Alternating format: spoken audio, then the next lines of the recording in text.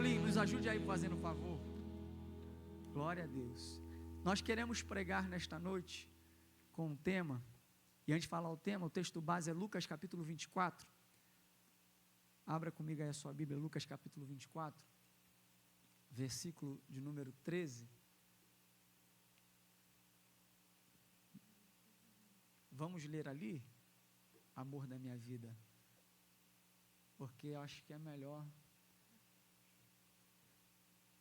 Nós vamos ler o 13 ao 17, e depois nós vamos pular para o 28 até o 31. Então vamos bem devagar, para que todos entendam a mensagem desta noite. Lucas 24, versículo 13. Nós vamos ler um versículo e a igreja lerá outro, e assim nós vamos alternando a leitura. Vamos lá? E eis que no mesmo dia iam 2 deles para uma aldeia que distava de Jerusalém, 60 estádios, cujo nome era Emaús.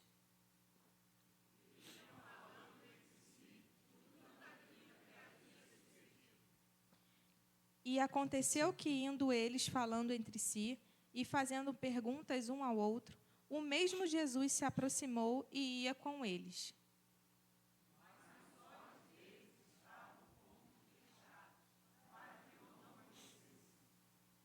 E ele lhes disse: que palavras são essas que, caminhando, trocais entre vós?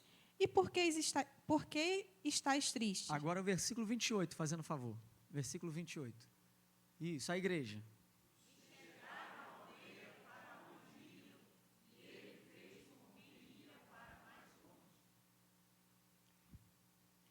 E eles os constrangeram, dizendo: fica conosco, porque já é tarde e já declinou o dia.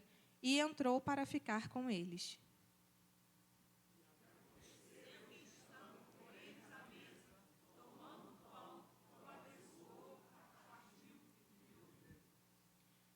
Abriram-se-lhes então os olhos, e o conheceram, e ele desapareceu-lhes. Pode se assentar, igreja, aleluia, glória a Deus. Então nós queremos pregar nesta noite, cujo tema é a mesa, um lugar de encontro, revelação e presença. E a mesa, ela tem um propósito na nossa vida, que é levar as famílias a restaurarem a comunhão com Jesus e entre si por meio da valorização da mesa como lugar de encontro espiritual e relacional. E quando a minha esposa ela pensou nesse tema, nessa temática, vamos falar sobre a mesa, e hoje nós vamos trazer só um lampejo, porque é um tema muito vasto. Ela falou, vamos montar lá na igreja a mesa, vamos tentar ilustrar uma mesa de jantar, uma mesa de uma família, porque a mesa na Bíblia ela possui diversos significados, e são significados muito importantes e espirituais para cada um de nós, e são lições que nós aprendemos na Bíblia, que nós podemos trazer para a nossa casa, para o nosso lar, que eu creio que nesta noite, ao ouvir esta palavra, mesmo simples, de um casal aqui, que vai compartilhar com você alguma coisa, que você possa sair daqui hoje com uma lição, com um aprendizado, de levar para a sua casa, porque nós vamos pregar, mas ela tem o intuito de ser prática, de ser muito simples e prática, aquilo que nós vamos falar nesta noite. E a mesa, ela tem a ver com vida, porque a mesa na sua casa, você se assenta com a sua família para comer. Então a mesa ela tem a ver com vida. E nesse versículo que nós lemos, nessa passagem que nós lemos, havia 2 discípulos, que estavam a caminho de Emaús. Eles estavam andando ali a caminho para Emaús.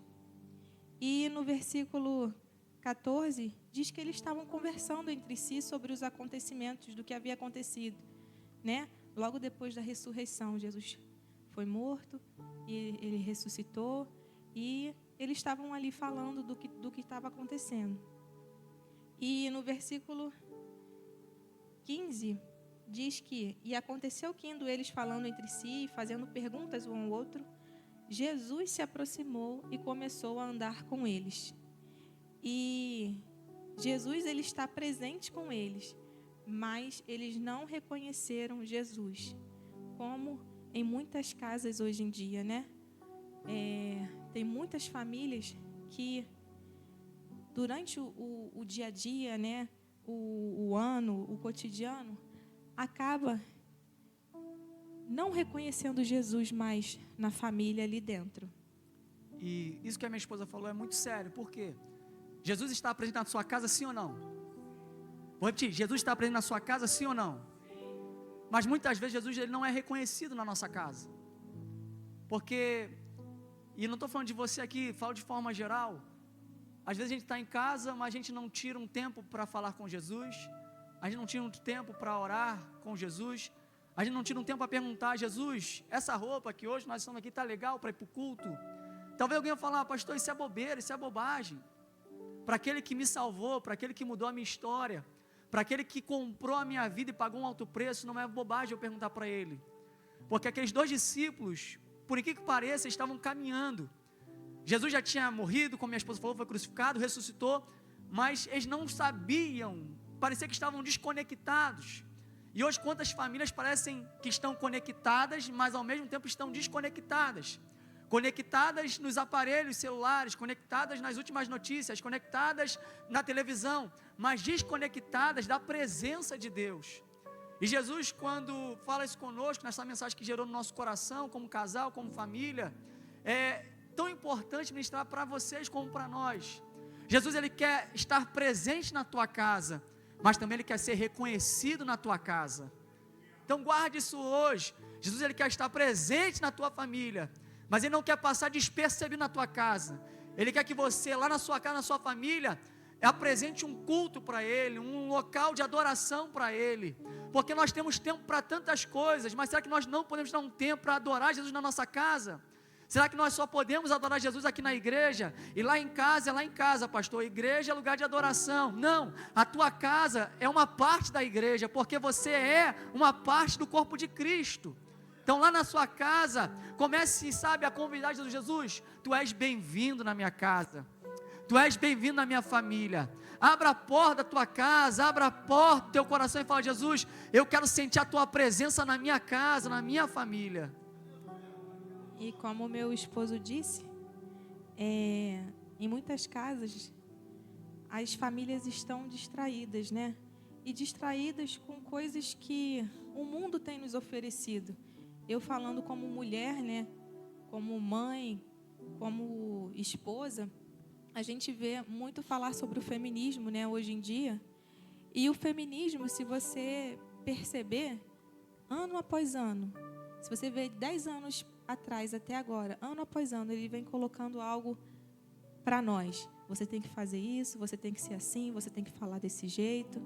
E a gente vai perdendo a nossa essência. A gente vai desconstruindo a mulher cristã. A gente vai ouvindo mais o que está lá fora do que está na palavra de Deus, do que Deus diz para nós. E aí a gente acaba ficando cega, né? Com uma cegueira espiritual, que é o que estava acontecendo com esses homens que estavam no caminho ali andando. Eles estavam cegos. E na Bíblia diz que, no 16, mas os olhos deles estavam como que fechados para o que não conhecessem. E Jesus, chegando, né, ali com eles, ele pergunta: por que vocês estão tristes, né? O que está acontecendo? O que aconteceu? Por que vocês estão assim, né, com essa tristeza, tão cabisbaixos? Era do que tinha acontecido. E muitas vezes nós, mulheres, nos encontramos assim, com essa cegueira, tristes, né? Achando que a nossa vida não tá legal. Eu lembro que quando eu tive a Maria, eu tive depressão pós-parto, né, irmãos? E eu falei para o Lucas, meu Deus, ninguém veio conversar comigo sobre como é que é ter filho, que a criança chora o dia todo, que ela não dorme. Esse foi a primeiro filho, a Maria. A Maria. Ela não dorme, ela passa a noite toda acordada. E aí veio um embololô na minha mente, na minha cabeça, e eu fiquei muito mal, né? Fiquei muito mal, irmãos. Eu chorava o dia todo. Eu, às vezes, dava a Maria para o Lucas e entrava no quarto e ia chorar. Mas aí um dia, conversando com o pastor, né, o pastor falou: minha filha, você não pode deixar isso ficar na sua cabeça, não pode ficar assim. E eu falei: é verdade. Eu ganhei um presente, que é a minha filha, Aleluia. e eu tô desse jeito. Eu falei: não, eu preciso me levantar, eu preciso fazer alguma coisa. E ali eu comecei a orar, né, a falar com o Senhor, procurei ajuda também, né. Lucas sempre conversou comigo, né, eu falo que ele é meu psicólogo. Aleluia. Ele é meu psicólogo, mas eu também procurei ajuda e saí daquela situação, né? Eu saí daquela situação, eu pedi ajuda ao Senhor e Ele me tirou. E irmãos, minha esposa, tinha momentos que eu vinha para o culto, e assim que a Maria nasceu, ela ficava com a Maria no sofá deitada, com medo de a Maria, porque a Maria dormiu. E quem é mãe de primeira viagem sabe disso. Tudo que você quer é que uma criança durma, porque realmente as mulheres são guerreiras, as mulheres, olha, vocês são campeãs, vocês são mulheres abençoadas por Deus. Porque alguém fala: não, pastor, eu tive uma pedra no rim, é pior do que um parto. Com certeza não é, irmão. Que eu já passei isso por 3 vezes, vendo a minha esposa, e cada um foi uma situação assim. E eu lembro que a minha esposa, eu vim para a igreja, era corredor de fogo. Ao chegar em casa, a minha esposa estava deitada no sofá com a Maria aqui no colo, dormindo. Na mesma posição que eu saí, ela ficou. Estou falando de 3 horas, uma mulher ficar parada com uma criança aqui, e eu falei: amor, o que aconteceu? Por que você está parada? Amor, eu não quis sair do sofá, porque eu não queria que ela acordasse, se eu me mexesse. E ali eu percebi que a minha esposa não estava bem. E eu trago isso para nossas vidas. Esses discípulos, a Bíblia diz que eles estavam tristes, eles estavam para baixo, porque eles ouviram as notícias que não eram tão boas. Jesus, quem disse ser que ele era, morreu. E aí, devido a isso, eles ficaram tristes. Talvez quantos de nós estamos tristes por notícias que nós ouvimos, que muitas vezes são notícias mentirosas, que Satanás coloca sobre a tua família, sobre a tua casa, sobre o teu lar. E quando a gente escuta muitas notícias negativas, notícias que não são verdadeiras, a nossa visão fica turva. Nós não conseguimos enxergar o que Deus está fazendo. E como minha esposa falou, Deus nos deu um presente, mas o momento que ela estava vivendo, estava travando ela, deixando ela para baixo. Só que Deus em momento nenhum abandonou a minha esposa, me abandonou. Deus em momento nenhum, independente da situação que você está vivendo, Ele te abandonou, deixou só. Deus está vendo o que está acontecendo na tua casa, Deus está vendo as tuas lágrimas, Deus está vendo o teu choro, e Ele está presente nessa situação.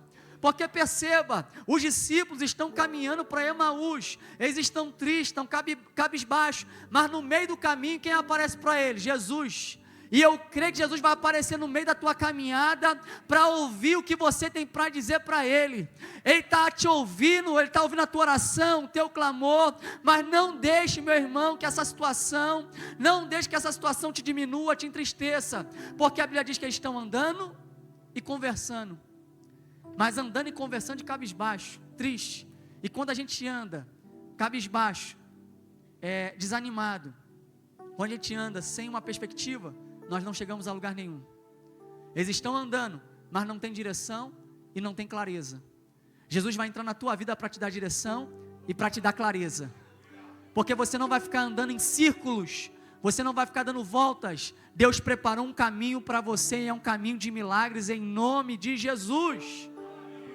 E aí, como a minha esposa falou, muitas distrações, muita correria, e isso acaba nos impedindo de ver Jesus. Será, amor, que as distrações da vida não nos impedem de ver Jesus? Será que a correria do dia a dia, e a gente fala isso, que a gente vive isso todo dia, é trabalho, 2 crianças, uma que foi para o hospital essa semana, outra que tem que ir para a escola, a outra que tem que ficar com a mãe, porque a mãe tem que amamentar, administrar uma casa, e a gente parece que não vai dar conta. Só que em nenhum momento Deus nos abandonou. Mesmo com a nossa luta, com essa nova fase que eu e minha esposa vivemos de 3 filhos e muitas coisas acontecendo, a gente pode ver na nossa família o agir de Deus, porque Deus está presente nas nossas vidas. E aí, para a gente aqui acelerar, a primeira vez na Bíblia que aparece a palavra mesa, sabe onde é, amor? Onde é que é? Êxodo 25. Que isso, aleluia! Êxodo 25, 23, coloca aí na tela, fazendo um favor para a igreja ler. A primeira vez, pastor Marcos, ela estudou, eu só estou seguindo o que ela escreveu aqui, aleluia. Deus, a primeira vez que a palavra mesa aparece na Bíblia é Êxodo 25, 23. O que diz aí, fazendo um favor? Coloca aí para mim na tela. Que Deus mandou construir o tabernáculo, não é isso, amor? Isso. E aí o que diz ali? Também farás uma mesa. Deus fez um tabernáculo, Ele construiu o tabernáculo com um propósito. E para cada mobília tem um propósito. E para a mesa Ele deu um propósito. E Deus mandou construir, e hoje isso veio fresquinho lá, não veio fresquinho? Eu levantei da cadeira, estava eu e ela estudando, pastor Marcos, falei, deixa eu levantar, porque desceu agora fresquinho. Falei, vou entregar a revelação para você aqui agora. Deus mandou construir uma mesa no tabernáculo. Na tua casa tem mesa sim ou não? A tua mesa, como é que ela é? Grande, pequena, 4 lugares, 2 lugares, 6 lugares, 8 lugares, não sei. Mas a tua mesa ela tem um propósito, sim ou não? Qual o propósito da tua mesa? Oi? Refeição? Sentar lá na mesa e comer aquela comida? Vamos comer. Deus não cria nada sem propósito. Para tudo que Deus cria, Deus tem um propósito. E eu falando com a minha esposa, porque isso realmente foi na hora lá, que a gente estava estudando junto, veio na hora. Eu falei, amor, opa, para aqui. Revelação desceu, tem que parar, não pode continuar não. Olha, essa mesa aqui que Deus mandou construir, ela tem um propósito. Essa mesa, ela é sagrada. Vou repetir para você. A mesa que Deus mandou construir, ela é sagrada. E por que a mesa da tua casa não é sagrada? Porque na mesa da tua casa tu permite conversas que não agradam a Deus. Porque na mesa da tua casa tu permite falar coisas que não convêm ao Senhor. Porque se Deus é o Deus da minha casa, da minha família, na mesa eu tenho que falar coisas que glorificam o nome dEle. Mesa não é lugar de murmurar, mesa é lugar de dar glórias e graças a Deus. Obrigado, Senhor. Porque foi numa mesa que o meu pai, pastor Marcos, nos ensinou isso. Um dia, pastor Marcos, aqui nós bem pequenos, adolescentes, jovens, e meu pai com muitas demandas da igreja, muito estresse da igreja, porque a igreja não é fácil. Às vezes a gente chegava em casa na mesa e começava a falar de problemas de igreja. E eu lembro que minha mãe sempre fez uma comida maravilhosa. Uma mineira que faz um tempero assim, olha, pelo amor de Deus, mão cheia. Minha mãe fazia, e às vezes aquela comida saborosa que minha mãe fazia, ela acabava perdendo o sabor e o seu propósito. Por quê? Porque a gente deixou que um problema, que não tem nada a ver com a minha família, entrasse na mesa, e aquele almoço deveria ser um almoço de comunhão, estava sendo estragado. E aí o pastor Marcos, muito sábio, meu pai, falou isso lá em casa, a partir de hoje, na nossa mesa, lembra disso?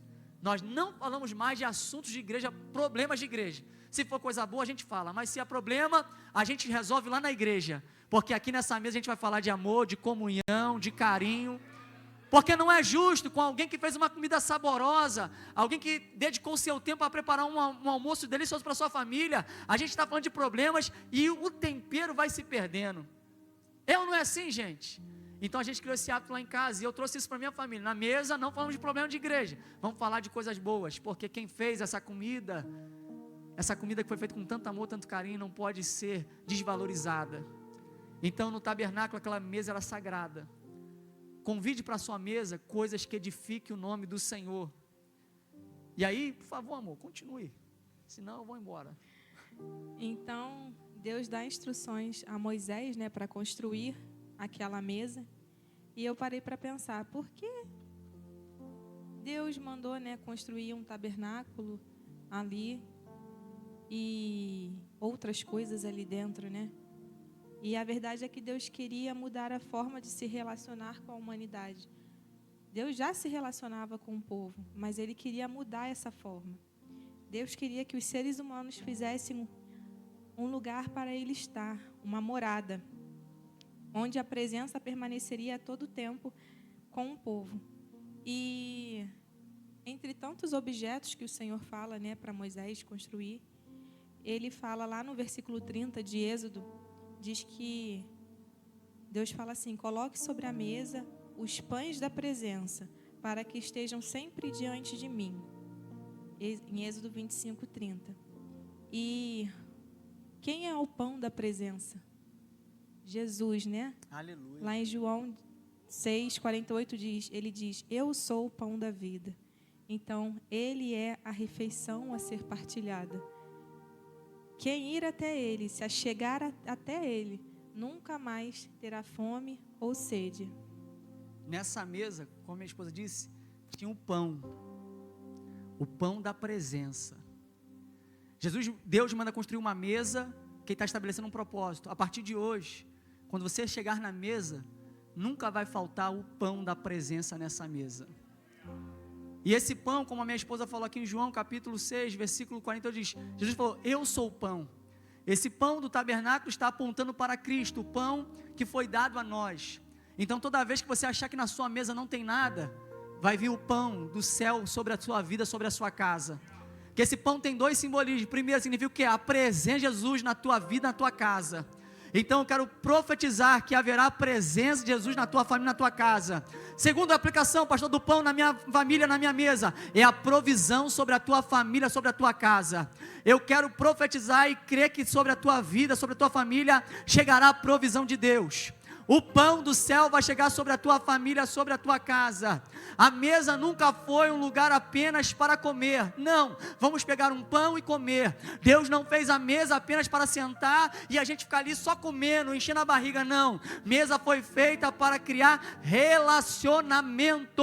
Mesa é lugar de comunhão, aonde Deus senta para conversar com você, aonde você senta para conversar com o próximo. Então toda vez que você sentar na mesa, saiba disso. É a presença de Jesus sobre a tua casa, sobre a tua família.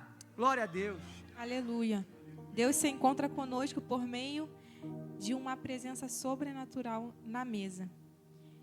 E, irmãos, quando a gente fala de mesa, a gente pode falar sobre muitas coisas, né? Porque ao redor da mesa, quando nós convidamos Jesus para estar, algo sobrenatural acontece. Sempre vai acontecer.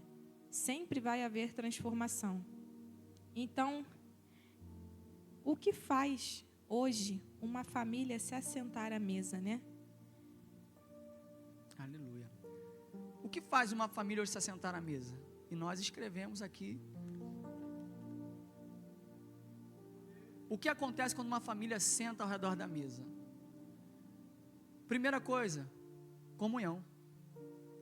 Por que comunhão, pastor Lucas? Porque na mesa nós, querendo ou não, nós somos obrigados a olhar um nos olhos do outro. Então quando a gente senta na mesa para ter comunhão, nós estamos querendo dizer, eu quero prestar atenção em quem está sentado na mesa.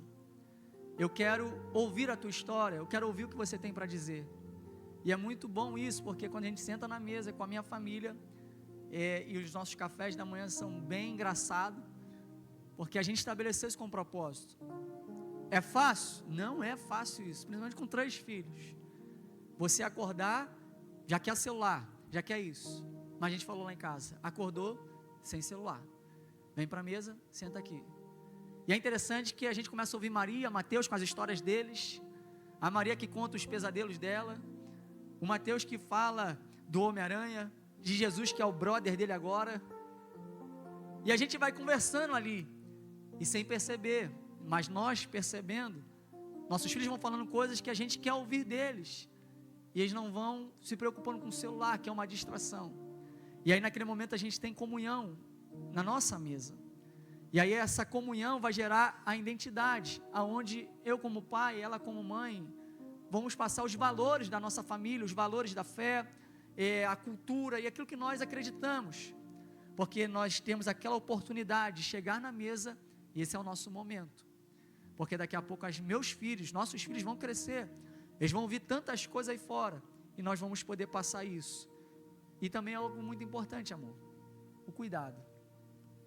É na mesa que a gente percebe as emoções, as necessidades e as dores do próximo, né? O Lucas estava falando aqui, e hoje em dia, gente, se você parar para perceber, é muito mais fácil a gente comer, passar rapidinho ali num drive-thru, pegar um lanche, ou ir numa lanchonete, numa padaria. Deixou de ser importante você estar à mesa com a sua família. E isso faz com que deixemos de ter relacionamentos profundos e saudáveis com os nossos. E quando isso acontece, a gente acaba não percebendo as emoções, as necessidades e as dores do outro. Quando a gente, às vezes, entra aqui na igreja, talvez você olhe para alguém e aquela pessoa te dá um sorriso, mas você não sabe se ela está te dando aquele sorriso de bom ou se ela lá dentro está passando por alguma coisa. Porque a gente acaba perdendo isso. E o que faz uma família se assentar à mesa é a presença de estarmos juntos de corpo e alma. Aleluia. Não apenas no mesmo ambiente. E não sei se a minha esposa lembra, mas nosso primeiro apartamento, a gente chamou os nossos amigos para ir jantar, e foi a nossa família, que é bem pequena a nossa família, né? E realmente estava todo mundo ainda, a Kézia, o Felipe, estavam no Rio de Janeiro, Ezequiel, Casey, só não tinha ainda a Maria, Mateus e a Olívia. Nosso apartamento bem pequeno, chamamos eles para jantar, mas não sei se você lembra, não tinha mesa. A mesa foi improvisada com a mesa de plástico de bar e banquinho de plástico. Mas o que quer dizer isso? Talvez a mesa que naquele momento, nós que começamos a vida como um casal, não era a melhor mesa e a mesa mais bonita para receber as pessoas que nós amamos tanto, que é a nossa família. Mas com certeza aquela mesa foi preparada com muito amor, muito carinho, aonde ali nós podemos desfrutar da comunhão, podemos desfrutar ali do cuidado de um para o outro, de boas risadas com a família, da presença de um dos outros. Em um apartamento bem pequeno, já estava bem cheio ali o local. E aí eu digo para vocês, irmãos, coisa maravilhosa é essa. É ver que não é o luxo, porque eu conheço muita gente, pastor Marco até marquei, eu conheço gente que tem muito mais dinheiro que muita gente aqui. Tem casa maior, tem mesas de 10 lugares, tem uma louça que só Deus sabe quando. E às vezes aquela mesa está vazia, porque o principal não é a louça, o principal não é a mesa de mármore, se é de granito, o principal são as pessoas que estão na mesa. O principal é o amor que tem que estar naquela mesa. E é isso que nós não podemos perder como família, de deixar que a televisão, deixar que as distrações, celular, não, cada um vai para o seu canto e come, não, hoje não, todo mundo aqui na mesa. Pastor, mas a minha mesa é pequena, a nossa também era pequena, hoje graças a Deus tem uma mesa já um pouco maior, aleluia, hein? Deus te abençoe, uma mesa um pouco maior, mas não importa, o importante é, como família, vamos sentar aqui nessa mesa, para conversar, para dar boas risadas. A mesa é o lugar onde a família deixa de ser só parente para viver uma vida de comunhão, compartilhando boas histórias. Mas o que impede hoje as famílias de sentar na mesa? Como a gente falou, distrações, o que mais? A correria do dia a dia, tecnologia, O fast food. E aí nós substituímos, e eu falei isso com a minha esposa antes de vir para cá, a gente substitui a comida feita com amor. Eu sei que aqui nessa igreja tem muita gente que faz uma comida com amor. Cadê as irmãs? Os irmãos fazem comida aí com amor. Dá uma glória a Deus aí. Vivi, Deus te abençoe, Vivi. Vamos orar para Deus abençoar a Vivi, amém? Sentimos falta do almoço hoje, hein? Porque tá vendo? É isso. Comida traz presença, que traz comunhão, que traz alegria. Agora pega uma comida feita com amor, pega uma comida feita com carinho. Agora pega aquela comida industrializada. Tem diferença ou não tem? Tem. Porque você não sente o tempero fundamental, que é o amor, que é aquela dedicação. E a minha esposa complementou isso hoje, a gente escrevendo a mensagem, ela falou, é uma comida que não tem o quê? Nutrientes, o que mais você falou? Não tem nutrientes, não tem sabor, não tem tempero. Não tem nada disso, é uma comida industrializada. Então nós precisamos fazer para a nossa família comida com amor. É você servir Jesus na sua casa, servir Jesus na sua família. E aí nós trocamos hoje o tempo por produtividade. Nós temos que ser produtivo, nós temos que otimizar o tempo. Mas quando a gente está numa comida, numa mesa, irmão, a última coisa que a gente lembra é o quê? Tempo. Quem nunca ficou numa mesa batendo conversa, ó, rapaz, pastor Márcio sabe, já é esse horário, que isso? Porque quando nós estamos numa mesa de comunhão, numa mesa que está desfrutando do amor, a gente nem olha o tempo, porque as pessoas que estão naquela mesa é agradável. Jesus, quando ele dava um banquete, ele não ficava preocupado com o tempo. Jesus falava, vamos comer. O casamento lá em João, capítulo 2, durou quantos dias? Quantos dias durou o casamento? 7. Por quê? Irmão, tem comida, tem bebida, tem conversa, vai embora esse negócio. Então não podemos parar. E aí hoje, esse tem sido um dos maiores desafios das famílias de sentar à mesa. Qual o desafio? A desvalorização da família. Quanto mais tiver, e aqui nós, não estou dizendo que a minha família é perfeita, nós lutamos com isso. Estamos expondo que é uma rotina, algo que acontece em qualquer família. É o celular, é a televisão. Mas nosso convite hoje para você é: reúna a sua família em volta da mesa. Estabeleça o compromisso. Opa, me dá o celular aqui todo mundo. Ninguém de celular. Teve um restaurante que colocou bloqueador de internet, porque o restaurante percebeu, as pessoas vêm para cá, mas vêm para ficar no celular e não para degustar a comida, não para curtir um ao outro. E nós precisamos esquecer um pouco isso aqui e começar a prestar atenção quem está à nossa volta. Amém? Amém. Glória a Deus. E aí, para a gente já finalizar esta palavra, eu quero tocar só no assunto, voltando lá em Lucas 24, no versículo 28. Antes de você falar isso, Claro, me espera corta, aí. vai embora, agora é contigo. Não. Entrega há um tudo. ano atrás, eu vou falar isso porque foi muito importante para mim. Há um ano atrás, um ano e pouquinho, eu fiz um curso. Não sei se vocês conhecem, que é o Experiência do Lar. E esse curso foi idealizado pela Dev Titus. Ela já morreu. E eu sempre quis fazer esse curso. E eu comecei a procurar, pesquisar para tentar fazer aqui no Rio. E não consegui a turma. Consegui uma turma lá em Belo Horizonte. E aí eu falei com o Lucas. Eu falei, Lucas, o que você acha? E ele falou, se você quer ir, se você quer fazer, se você está sentindo no coração, eu te banco, pago, e você vai. E eu falei, eu quero ir. E Mateus tinha 2 anos. Maria estava com quase 5, 4 para 5. E eu fui, deixei ele em casa com as crianças. E ali eu aprendi muito sobre o lar e sobre a mesa. E a Dev, ela fala uma frase que ficou no meu coração quando eu aprendi ali. Ela diz que o lar é o nosso bem mais precioso. E Deus, estou falando para as mulheres, nos deu o domínio sobre o lar. Ele é a nossa responsabilidade e a nossa área de atuação. Porque é no lar onde o coração se forma. Então, você que tem filhos, né? Pequenos e grandes, nunca é tarde para você reconstruir ou construir alguma coisa. Ainda mais quando se trata da presença de Jesus na sua casa. Aleluia.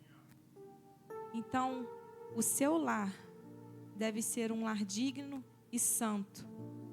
Lá deve ter dignidade e santidade. Porque o lar é a base da sociedade humana. E lá no curso nós aprendemos sobre isso. O mundo diz, é importante a educação. E eu não estou falando que a educação não é importante, tá? A escola é importante, faculdade, você tem que estudar, você tem que ir. Mas a escola não é a base da sociedade humana. O seu trabalho não é a base da sociedade humana. Aleluia. As festas não são a base da sociedade humana. Eu falo isso com muito pesar, né? A igreja não é a base da sociedade humana. A base da sociedade humana é o seu lar. Então, tenha muito cuidado.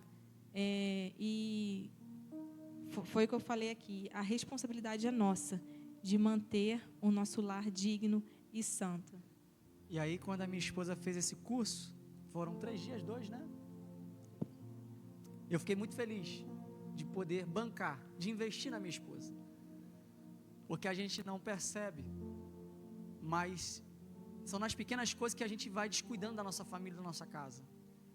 Eu não estou dizendo que a minha esposa ela descuidou, mas ela voltou diferente no sentido de que ela deu importância a coisas que competiam a ela, que já que estava na responsabilidade dela, que depois também eu assumi essa responsabilidade junto com ela, de preparar uma mesa de café, de preparar um banquete maravilhoso, de usar o melhor que eu tenho, não para o visitante apenas, mas usar o melhor no dia a dia para os meus filhos, para o meu esposo.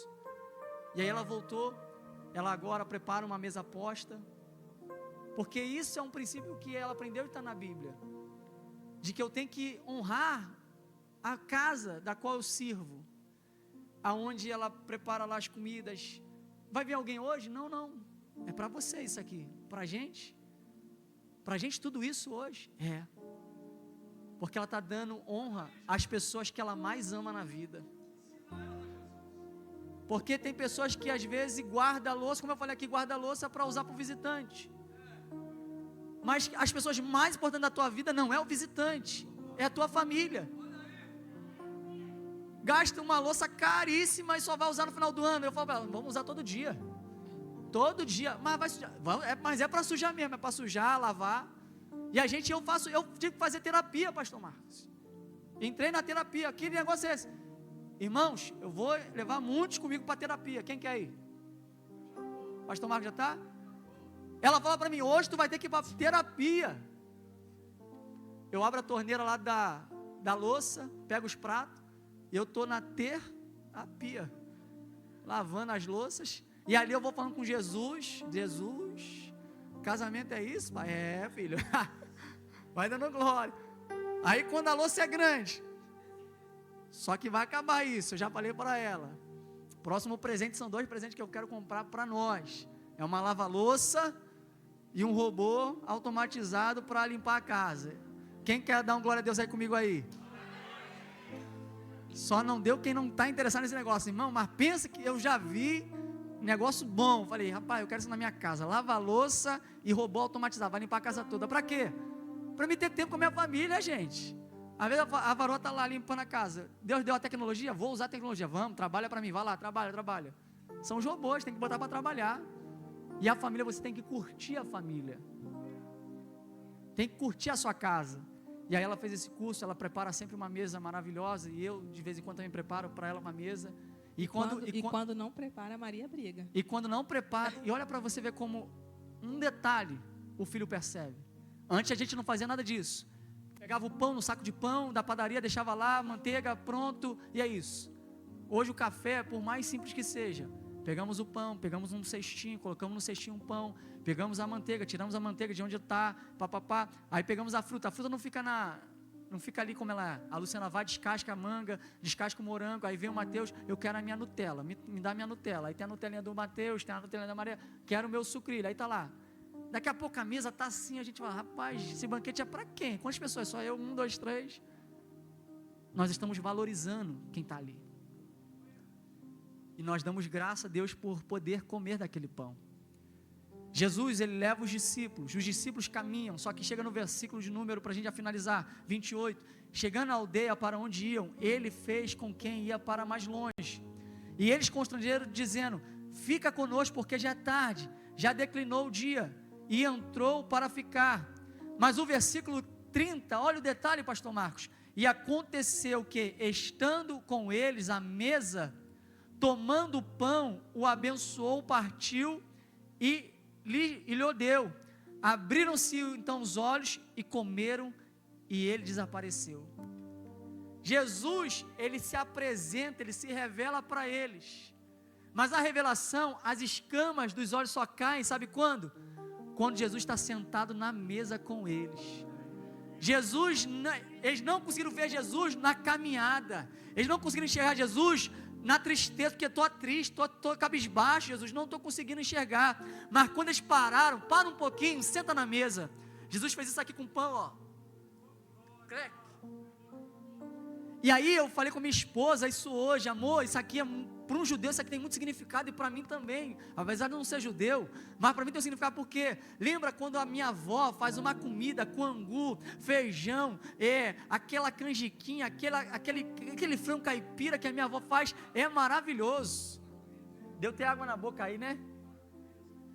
A minha esposa vai fazer a mesma coisa, eu estou lembrando daquilo que a minha avó fez. Jesus, quando parte o pão, pastor Marcos, está trazendo na memória dele assim: eu fiz isso na última ceia agora, isso aqui está recente, está fresco. O partir do pão para o judeu significa, sabe o que? Eu estou renovando a aliança com você, eu estou dizendo que você que estava longe, a partir de hoje vai estar perto. Você que não tinha acesso, vai ter acesso. Você que estava excluído, hoje tu tem a oportunidade de sentar na minha mesa. Eu estou chamando você para intimidade. Eu estou chamando você para um banquete. Eu estou chamando você para ter comunhão comigo hoje na mesa. Jesus está fazendo isso com eles ali naquele lugar. E Jesus quer fazer isso comigo, com a tua família. Ele quer partir o pão e dizer: eu estou renovando a aliança hoje com você. E aí eu peço que vocês coloquem em pé nesta hora. Apocalipse 3:20, lê, amor, fazendo um favor. E eis que estou à porta e bato. Se alguém ouvir a minha voz e abrir a porta, entrarei em sua casa e cearei com ele, e ele comigo. Quantas mesas estão postas, mas vazia da presença de Deus? E ao escrever essa mensagem junto com a minha esposa, isso tocou o meu coração. Jesus, Ele quer sentar de novo na mesa da tua casa. Tem que ter uma cadeira reservada para Ele lá. Dizer: aqui quem senta é Ele. Quem manda aqui é Ele. Quando lá em casa alguém briga: não, quem manda aqui sou eu, quem manda aqui sou eu. Perdemos a batalha. Porque quem manda lá em casa não é o Lucas, quem manda lá em casa não é a Luciana, quem manda lá em casa é Jesus. Quando Jesus manda na minha família, eu sei que eu estou na direção certa, porque eu vou falhar como esposo, ela vai falhar como esposa, e se nós ficarmos brigando, chocando, não vai dar certo. Nessa hora a gente tem que chamar: Jesus, assuma o teu lugar na mesa, assuma o teu lugar aonde é devido nesta casa. E aí eu preciso convidar e fazer um convite para você nesta noite: volte para a mesa, volte para os braços de Jesus aqui hoje. E eu quero orar pela sua casa, nós queremos orar pela sua família hoje, queremos orar por você que tem passado por guerras na sua casa. Ah, pastor, eu não quero ir na frente porque eu não quero aparecer. Amém, fique à vontade.